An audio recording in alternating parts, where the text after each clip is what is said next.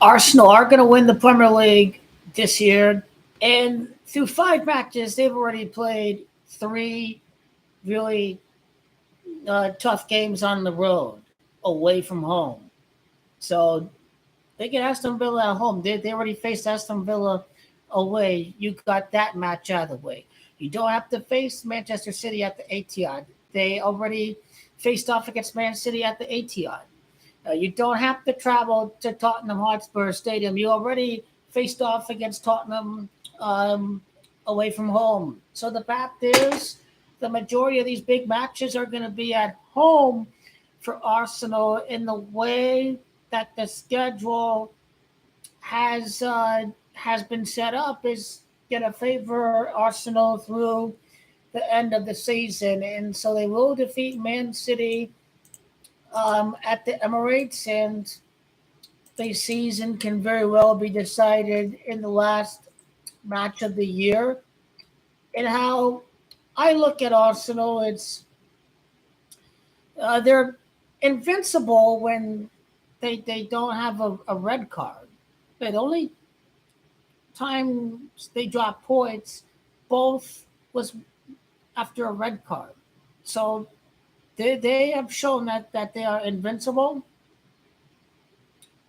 And they will continue to be invincible in matches in which there's an even man advantage between Arsenal and the opposition.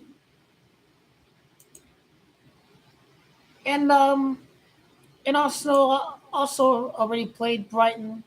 Brighton are a pretty good team, and that's a club that Man City will have to face off not once but twice at some point. Man City haven't faced off against Tottenham or Aston Villa yet. Arsenal have already played these teams 1 time each. So Arsenal they're playing the harder games early on versus Man City. So that definitely should factor as an advantage. Ipswich Town, a newly promoted team, Arsenal face off twice. Man City already face off against Ipswich Town.